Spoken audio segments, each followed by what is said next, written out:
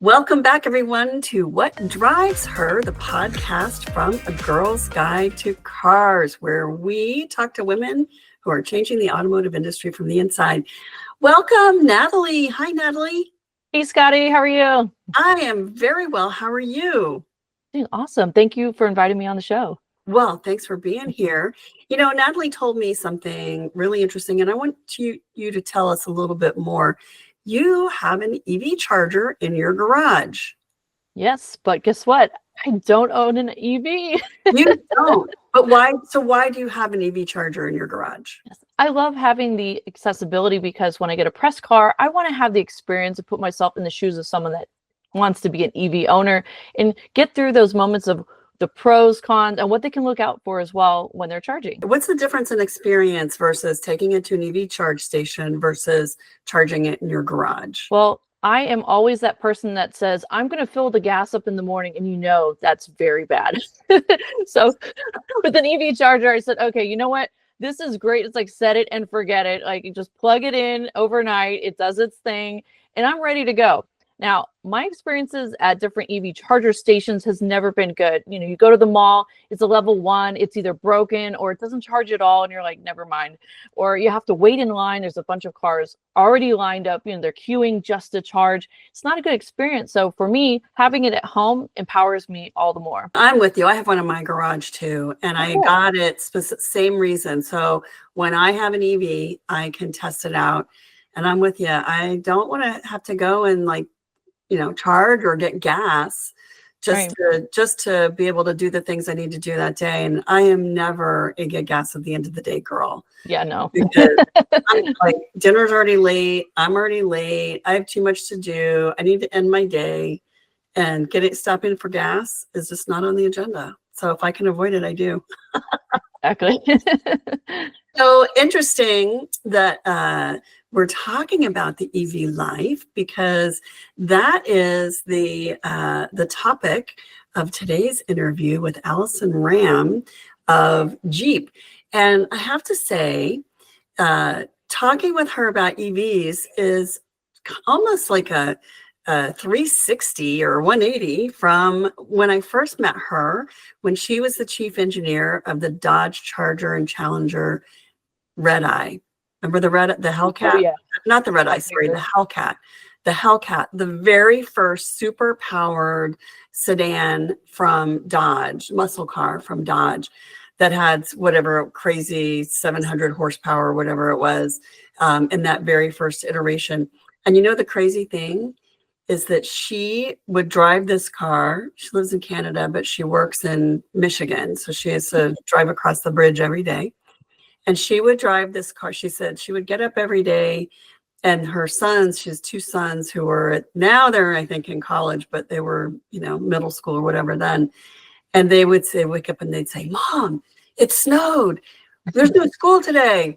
And she would check the school calendar. No, they're having school, but there was a lot of snow on the ground, and she's driving a Charger, which other people, they're driving trucks and SUVs, and that's no easier. And so she said, it's all-wheel drive. She had no problem, and her kids were so disappointed.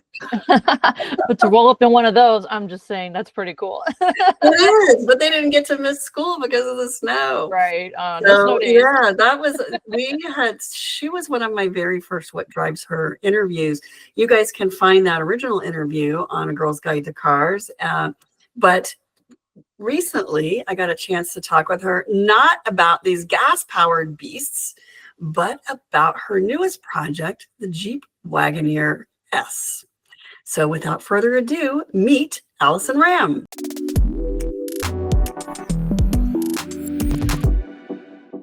It is so good to see you. I have to tell you, this woman inspired me to no end. One of the first women I have met in the engineering world, and she came out at a presentation for the Dodge Hellcat when Dodge introduced the most powerful muscle car ever. And they said, and now the chief engineer, Alison Rahm.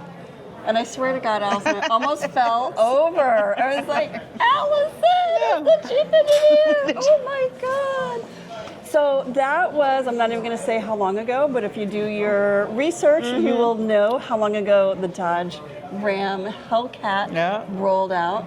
The most powerful sedan ever in the history of Dodge. Is that true? That's true, right? And she did it. And so now we are here. It's this beautiful resort in California. What are we talking about this week? Well, today we're going to talk about some battery electric cars. First Jeep in North America to be 100% electric. And more powerful than the Jeep. Exactly, definitely more than the Trackhawk. Sorry, Trackhawk. More faster than the Jeep Trackhawk. Yeah. So she looks so cute, doesn't she? You would never know by looking at her that this is the woman who designs the power, the propulsion of muscle cars in America. Meet Alison Rahm, Chief Engineer of Jeep Wagoneer S.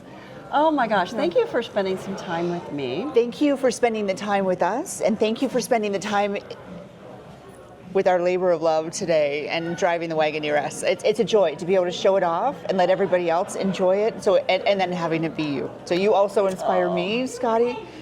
So thank you. Thank you. And I have to say congratulations on the baby, because I know that when all these people come together and design and build a car, it is truly a labor of love. Yes. And it's beautiful. It's beautiful. So tell us what it feels like when you get to the end of the project and it rolls out and people start to get behind the wheel and drive it. It's almost surreal. I mean, it's a long time in the making. 4 years. 4 years from the time we said this is what we want to go do. It was a blank piece of paper. The first amount of time to figure out what that blank piece of paper wants to be. What is the propulsion system? What do we do? This is Stellantis North America is just stepping into BEVs. What do customers want? What is the best route to take? So aligning on the fact that it was the Wagoneer S, a little bit different. It's certainly not mainstream. It's this premium, beautiful, sculpted vehicle, but also meets customers' demands. That was one of the most important. It can't just be something that you park that is your third car. It needs to be your real car, and you need to look great in it. And then you will look great in it. And then to go through the process of designing virtually, doing validation virtually, and then putting the first car together in an assembly plant, doing all of that physical testing, all the refinement, and then yet to reach this point after 4 years where it's ready, and you pull back the curtain and you let people, it's almost a little intimidating, you let people outside of your inner circle see it. And watching the reactions of those people, including yourself, be able to see it, be able to drive it, be able to experience it, that's the culmination. It's a joy. This is why, automotive engineers are crazy. This is why we do what we do, right? This is to be able to get through that and then be able to put it out into the world. And you see it on the streets, you see it on commercials, you know that people are enjoying it, and being able to go through that today with you and the rest of the journalists is just, it's an absolute joy. It's a joy. Congratulations. It was a joy to drive. It really is fun. Is it hard to, I can't even imagine if it was me getting into the car with somebody else behind the wheel. Is that hard? No, I like to absorb, right? When I sit in the passenger seat, I can take in the experience, I can take in your experience, I can watch what you're going through, and that to me, because when I'm driving, I'm so focused, I'm hyper focused. I love being the passenger and observing, and that we rolled through some of the most beautiful countryside in the U.S. today. I got to hear and watch you be able to drive the car and your comments, and it filled my heart. So. What's your favorite feature in the Wagoneer S? What do you like the best? A steering wheel. I said it this way. I know it's crazy, right? We talked about it, and it said every car has a steering wheel. It's so mundane. It's it's so old school, and yet we made it exciting and we made it fun, and you made it antimicrobial. And it is my antimicrobial because that's what we do now. Right? Yeah. That's what's expected and that is, I have to say, I love it. I told some people today about it. I'm like, and it's antimicrobial, and I got a holy crap moment. Like, really, it can be that, and it can. Yeah. And you think about it, of all the things that you might want to have be antimicrobial, your steering wheel might be it. There are very few things in the car that you touch 100% of the time. It's your seatbelt, it's your seat, and it's your steering wheel. Yeah. So sometimes I get in and I just touch it. I feel good. Oh my gosh. So do you have one coming in your driveway soon? I have one that I have been driving a tremendous amount. Sometimes I get in it just for the joy of going out, and I need the little pick-me-up, and I'll go whip around the block a little bit, and it just reminds me, because, again, engineering's hard. Developing a BEV is very hard. And sometimes I just needed those moments to get in behind the wheel and remind myself that this is amazing. What we have done, what my team has done is amazing. Wow. And you need that, right? You need to know that, So what was it like going from gas-powered, like high-octane muscle cars to an electric car? The learning curve for us was so steep. There's so many things that you don't even think about. The fact that you it's just a given when you develop a car with a nice engine that they roll off the line, they work, you do your development, and of course cars drive.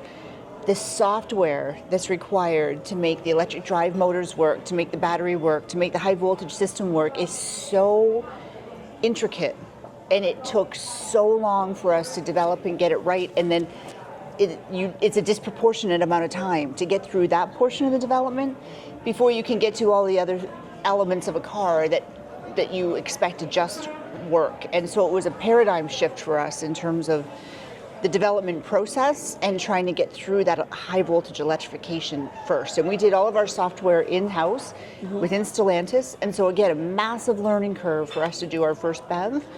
And BEV is battery electric vehicle. Oh, I'm so sorry. In engineer speak. That's okay. Speak engineer. I will translate. Okay, thank you for that. So yes, our first electric vehicle. And so it's a shift in how the development process works. But. Well, so when I saw you at the rollout, we got to hang out and chat a little bit, and then I saw you yesterday, and you dropped a bomb. Oh.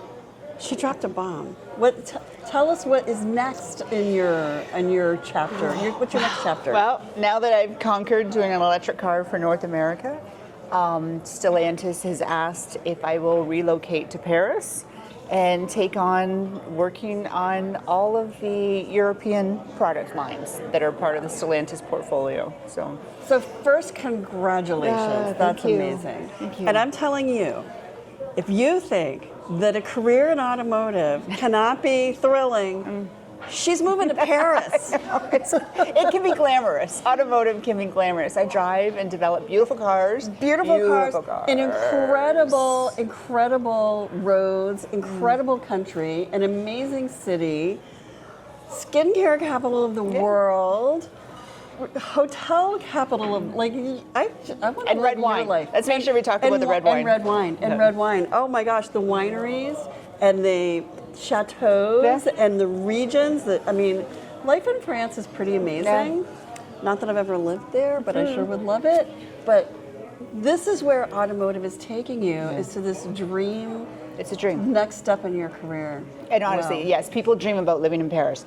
And I've said this a few times, and I think even when you and I have talked before, I'm very fortunate that I never had a godfather in automotive. This is not what I do. I didn't come from engineering parents. But the company that I work for has just made every opportunity available. You deliver and opportunities and doors open. And it allowed me to do the muscle cars, allowed me to do the first electric cars. And then this opportunity speaks volumes about the vision of the company to start really integrating each of the regions. We're still a very new company, and this is what they want to be able to do, is make sure that we're acting as one company and taking leaders from both sides of the ocean and sharing lessons learned from both. And I get an opportunity to learn about European cars, and I'm sure they'll bring somebody over to learn about our badass American cars. And yeah, I really, it speaks volumes, and I'm excited that I got this Well, I hope you have a guest room, because I'm coming to visit. Bring some wine, and then we're fine. I'll bring wine. I'll bring wine and skincare. So let's talk about your life, because this is a big change. But your sons are grown-ish. Yep. How old are your sons? They're 19 and 21, so they're in university, and they'll stay. They'll continue to go to university. And I, as a mother, I feel a little guilty.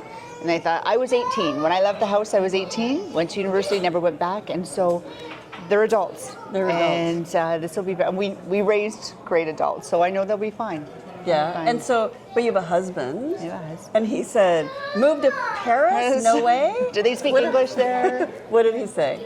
when you brought, and how did you say to him, I have this opportunity and I'd like to take it? How do you do that? Well, actually, I did not. I was away. I was on a business trip, and when the offer was given to me, and I thought, this is not something you share over the phone. So I waited till I got home. Family was all together, and I put it out there that the company had offered me this crazy opportunity that I'm sure we couldn't take, right? I mean, again, we can't just move to Paris, and my husband has a job. And when I put it out there, that is not the reaction I got back, right? My husband didn't say, well, of course we're not taking it. My husband nodded his head, and I could see the wheels turning. And then for the first time I thought, oh, we could do this. This is not a hard no. We can do this. We can do this. And so we're going to. And how does he feel about Paris? Funny, my husband is the opposite of me. You know, I'm very high strung, very, as you can probably tell. He's very even keeled. He takes yoga. He does yoga multiple times per week. He keeps himself very, very chill. And he came home one day with his phone and said, I have found yoga studios that offer classes in English in Paris. And then that was my sign that he has fully immersed himself, that he's starting to make sure that he can translate his lifestyle from here to there. So he's ready. That's amazing. That's amazing. I think a great partner in anything that you want to do is really, it's important. It is important. And so this is not the first time that he's been there in the background and supporting you. Oh, not at all. Again, we have our two children, and working in automotive, it's a lot of hours, a lot of travel. It's a huge amount of time away from the family. And when the boys were little, it was always my husband who dropped them off at daycare, picked them up from daycare, got them to practice, got their dinner made. And it was the perfect balance for us. And we couldn't have raised the children that we did without that willingness in the balance. And I am grateful every single day, because it takes a very special partner that's willing to be in the background a little bit and take care of the family while I made my career a priority. So, and it's not unfair to ask that. No, it's not. It's not unfair to ask that. So where'd you go to college? I went to the University of Windsor, which is in Canada, right across the border from Detroit. And what did you study? Engineering. Engineering. Yeah. And were you always good at math? Very good at math, very good at science, and not that I ever translated that to engineering. I didn't know really what engineering was, but I got great guidance in high school, and so I applied to go to engineering school. And when you went to engineering school, how many women were there in your class? Well, it's a funny story. There was, in the classes we went through and graduated with, there was only 2, and her name was also Alison. So what are the odds, right? There was 2 Alisons, and that was it. It was just us. Yeah, just the 2 of you and a whole bunch of dudes. A bunch of dudes. But I will say, fast forward, my youngest is taking engineering at the University of Windsor, same spot we went, and surprisingly, some of the same professors that my husband and I had. It's 50% women. Really? Yes. And I'm over the moon, and it feels like a lifetime ago that I went to university, but it really wasn't so long ago. And to make that kind of progression in that amount of time, that there are now those particular stats, I'm delighted. That it's so mainstream now. That is good to hear. That's good to hear. What would you say to a woman who is thinking about studying engineering and thinking about the potential of a career in automotive and isn't really sure? I would, same thing we talked about earlier. I think there's this perception that automotive is working in an assembly plant, working in a dark, dirty, dusty environment, and it's not. I mean, cars, you saw it today. Cars are all about technology. We are on the cutting edge of technology in what we're able to do. I mean, we're giving propulsion to vehicles with lithium-ion batteries, right? I mean, it's all driven by software. It is glamorous. Look at where we are. I mean, it doesn't get any more glamorous than this. And to be on that forefront, it's really, and the opportunities that people have when they're good and they're able to deliver and they're consistent and they're reliable. The sky's the limit. You can do anything. You can do absolutely anything. And I look at a company like Stellantis. When you have an engineering degree, the door is open to any area in the company you want. So you want to start as an engineer, great. You want to move over to marketing, you want to move over to brand, you want to go over to quality, you want wherever you want to go, it's the key. And in a company that large, you can do anything. So I would absolutely inspire anybody to be able to go. I think You can build the most powerful sedans and then the most powerful electric SUVs. cars. Yes. That's, I mean, that's such a dream job for so many people. So tell me about, how long have you been at Stellantis? 27 years. 27 years. And when you started, how many women were in engineering there? Not many. I would say when I started, obviously, I was a young punk kid. I was a release engineer, right? And there were a couple of us. There was a handful. But certainly, as I looked around the leadership levels, there were none. There were none. But And how's that changed? I have, when I look at my own level, I have many, many female colleagues. In my new role, I'm a senior vice president. Like senior vice president. Those are the people that I looked at when I was a young punk kid and just thought, wow.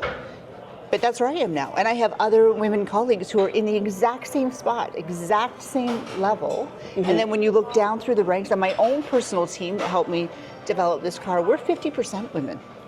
Between my directors, the senior managers. On the Wagoneer S, 50% women? Yes. Woohoo! Yeah, I know. So significant change. Yeah. And as more come in and more recognize that this is a fun spot to be. But it's a lot of work. I'm not going to sugarcoat it for anybody. It's a lot of work, but it's fun. Is there anything that you could point to that women see differently when it comes to designing and engineering a car versus men? I would say the perspectives they bring, and I know I talked about it a little bit this morning, the perspectives they bring and how they use their car and what's important, the hierarchy of what's important. I love the fact that it goes super quick. I love that if I need to merge in, I can merge in and I can pass a car and it's not scary. I don't have to worry about my safety.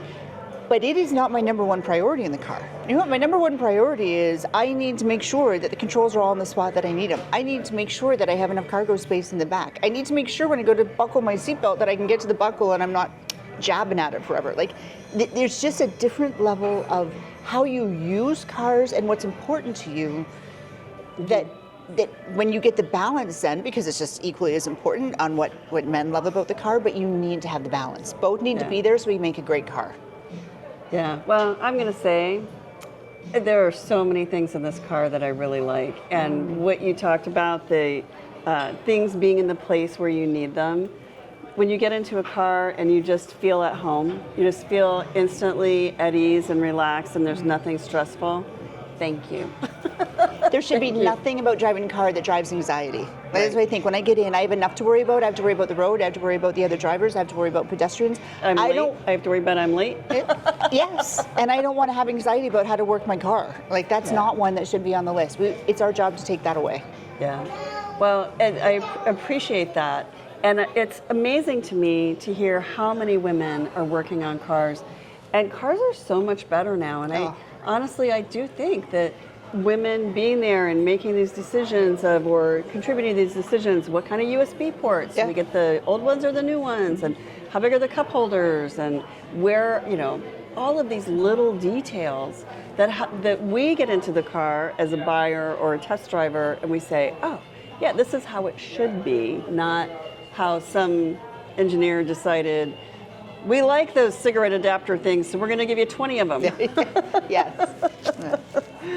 So, when you started, there weren't many women, but through your career, there were more. Tell me who inspired you, who mentored you in your career inside the company? I will say I actually had my first manager. He was a man. He took me under his wing right from the beginning, and he gave me real-time coaching, which I had never had before, and I realized the value of, and I try to do it for as many people as I can now. We would go into a meeting, and I would present, and he would talk to me immediately afterwards, like immediately while it was fresh, and he'd say, you see that person over there and how they reacted to what you were saying, and here's maybe what you could have said to him, and guided me on how to read a room, how to understand the environment I was going into, the right way to use words to explain the situation so that people understood and it was at a level that everybody got so I could get my points across and still be successful. He helped guide me in terms of where I should be going in the company. He also helped introduce me to a lot of very influential people within the company to at least get the network on, so they knew my name, they knew who I was, they knew what it was I wanted. And I cherish that anybody within the company took that time. And he's a dear friend, Steve Jakubiak. Steve Jakubiak. Thank you, Steve. She's going to Paris, you know. That was where she ended up going, is to Paris. We're all a little jealous, you know. Oh, that's amazing. How do you mentor? What did you learn from mentors that you pass on to people that you work with? So I have a couple of very key messages that I give young engineers, women and men, both to have the confidence. A lot of times that takes years to grow, and of course organically it's going to take years to grow, but believe in yourself right from the beginning. If you get that confidence and know you're in the right spot at the right time, that goes such a long way. The other element is when you're a release engineer and you're in your little world, and I had this issue when I first started, you don't even know how big the company is. You don't know all the different avenues you have to explore. So helping them see that immediately and start opening those doors and giving them the perspectives of where they can go, I think it's the best I can do to help them understand how big the company is. And then the other piece is, you do have to do your time, right? You have to learn the foundation. And if you don't ever learn the foundation of releasing a part, you can never make, even if you move up through the company, you'll never make good decisions because you don't have the right information. You don't have the right foundation in you to strive and make good decisions if you don't have the basics. And they might feel that they want to move on, but it's going to help them in years later when you get that strong technical foundation. Real-time coaching, build your confidence, know your stuff. Yes. Get your experience. Yes, get your experience. And then you can go to Paris. I'll have an extra room. So last question. So you've had quite the dynamic career. I'm sure you bring this home and have, discussion around the dinner table every night, and your sons are probably like drooling over the details, right? I mean, if I were a little boy and she comes home talking about the Hellcat, I would be very excited. But what do you hope that your sons take away from your career? And it's not even hope. I know that what they have seen is they know that they think it's normal that a woman can be very powerful in a technological field. They see it, they talk about it. They'll come home and say, yeah, we had a class, and then talk about different people that and what they've done. They're like, I always talk about my mom, because to them that is normal. It's normal that, of course, a woman could be the power figure within that kind of industry. And if I can do nothing more than to make that their normal, then I'm over the moon. So that's amazing. It wasn't that long ago that we did not see our moms as role models for our careers, and we do now.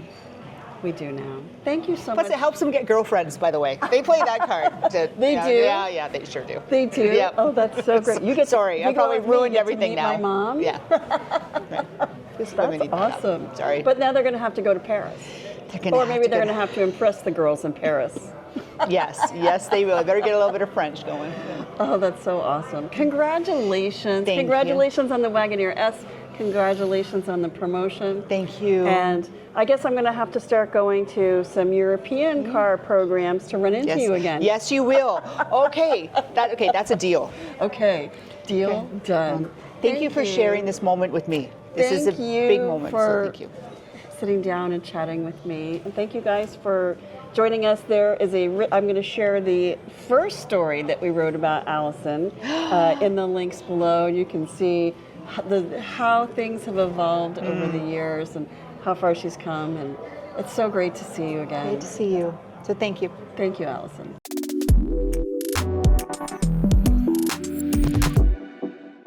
I just love her. That's a woman. I see her in a room and I have to go over immediately and stand next to her and talk to her. She is so fantastic. What struck you in the conversation, Natalie? I loved listening to Alison's story because I resonate extremely well with her, where it's like you have to have a supportive partner to be able to do what you do and what you love and make sure your family is taken care of. And hearing that her husband's so supportive of her and being there for those drop-offs, picking up the kids, bringing them here and there, and supporting her dreams, saying yes, like that's goals. It's everything to have someone to allow you to like have that opportunity, and they celebrate you. Like, it's beautiful. Yeah. And yes, let's take the promotion and go to Paris. Like, duh. Yeah.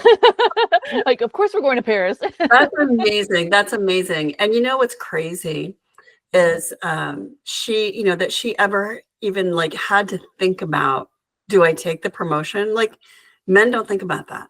Yeah, they Men just are go, like, I got the promotion. You're going to change your life. You're going to do this. You're going to do this because I'm doing this, right? "Hey," And yeah. women are like, women think about, oh, I have to think about my kids, and I have to think about my dog, and I have to think about my landlord or my mortgage, or I have to think about my husband, and I have to think about my nieces and nephews. Like, I don't think that way. But we do. And I think it is actually part of what makes us, what we love about ourselves and what we love about each other is that we're caring and thoughtful. But at the same time, like, girl, take the promotion. Yeah. 100%. He would be mad too. So and she did. And that's amazing. I think the other amazing thing, though, is that her bosses see in her a talent that they want the rest of the company to benefit from. And you got to remember, this is a company that is like something like 20 brands. I'm not exactly sure, but it's a big company. You think about the brands that are just in the United States. So Jeep, Dodge, Chrysler, Ram, Alfa Romeo, Maserati, Fiat. And that's just in the US. And then you add all of their other brands in Europe. And it's a huge company. It's a huge company. And she's going to be working across their entire electrified portfolio. And we may see electric cars sort of, wobbling a little bit here, not as much as you would think, not as much as people would have you think, but we do see it. But you don't see it quite as much in Europe. In fact, I saw a statistic the other day. Electric car sales are up 40% in Germany, 40%. But Tesla's down by 11 or something. So people are making thoughtful decisions, but they're still buying electric. And they're in a lot of those countries, they're talking about changing or dialing down the standards, the emission standards, but they're not changing them yet. Because I think there's a lot of conversation about what's best for us in the long run. And that's where they're pretty thoughtful. So companies, even though there might be a little wobble in sales in electric right now, companies are not dialing back their efforts, really. They're saying, okay, that we have to think differently about the short term, but we're still focused on the long term. And she's a part of that plan, which is really amazing. I love that Alison had mentorship right from the get-go. And, it was a man in the industry, which is amazing that he took her under her wing and said, you know what, like, you're going to learn, I'm going to have you meet everyone. That networking key is so critical for us women in the industry because we don't know what we don't know, right? And we don't know who the players are and who can help us or what the end goal is, even for the company. So the fact that they're like, no, you're going to grow with us, that's amazing. To grow like her whole team. There's 50% women on her Jeep Wagoneer S team. Like, wow, like that's so encouraging, especially to see that there's growth. And the little cherry on top for me was when her sons are like, oh yeah, women are engineers. Like, this is a norm. Like, that's what we should strive for in all industries. This is a norm. You're here, I'm here. Cool. You're a boy mom. Yes. And I'm not a boy mom. I have daughters. But I will say when I hear a man, and I've heard this for a while, this is not new. I've heard this for a while. When I hear a man say that his biggest influence was his mom, that is so meaningful. In fact, I'll promote once again. If you haven't listened to our podcast interview with Alfonso Albaisa, the Chief of Global Design for Nissan, go back and listen to that. Because if you want to hear the head of global design get emotional, a little misty-eyed, I'm not going to tell you why, because I'm not going to spoil it, but he does. And It's a good interview and will make you feel so good about being a boy mom. Thank you so much for joining me. Thank you everyone for being here with us. Come back next week because we have a lot more queued up for you guys. We have some really great interviews. We're going to talk more about engineering. We're going to talk more about safety. We are going to talk about all kinds of great things in the world of automotive and the people, especially the women who are changing it from the inside. This has been What Drives Her, the podcast from A Girl's Guide to Cars.